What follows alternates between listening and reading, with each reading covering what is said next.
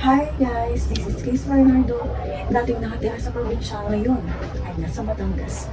For today's video mga guys ay maglilinis tayo dito sa aming apartment. So madami akong gagawin today kasi naging busy ako kahapon ay nagbabalik-vlog na tayo. Kasi may wifi na kami. So nagpalagay na pala ako ng wifi. Alam niyo na, kailangan ko kasi i-monitor yung aming FB page kasi ako yung nag-e-edit doon. Tsaka ako ngayon nag-monitor kasi pa-follow nyo na lang yung FB page namin ng aking kapatid na Sisters Channel. So tara mga friends. Mga tao na lumayas pa ako yun. Sige, na tayo.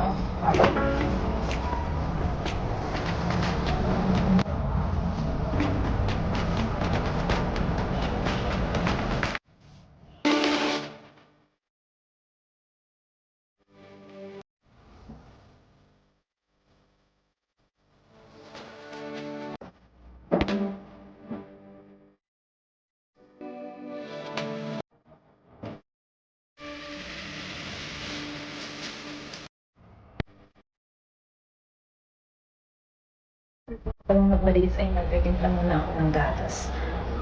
So hindi na nga pala ako ngayon, kung dati diba sa mga vlogs ko nagkakape pa ako, ngayon hindi na. Kasi hindi iba na yung pakiramdam ko kapag nagkagatas ko. Ay, nagkakape, parang kinakapakad ako ganyan. So ito, nagpainit na nga pala ako kanina pa ng buwi.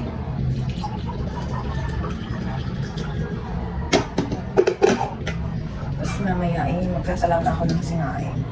So, may kasama nga pala kami dito sa apartment na to. Kasi nga medyo mahal ganun. So, para medyo makatipid din at mas makaipon pa kami para sa future, ganyan. So, yun. Magkakape muna tayo. Ay, kape, hindi. Gatas to guys. Ayan, mga tama. So, dahil solo ko ngayon dito, yun lang yung ginagawa ko. Mamaya is maglalaba nga tayo. Hindi ko pa na-video yung pagtempla ko ng gatas. Ano siya? Matabang. Ayoko kasi ng madaming sugar. Konti-konti na.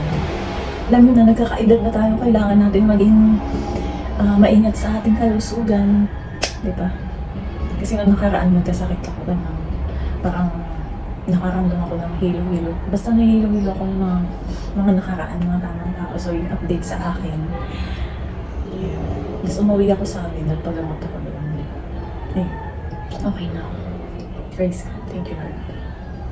Ako'y naglalaro. Pero ngayon naman, wala.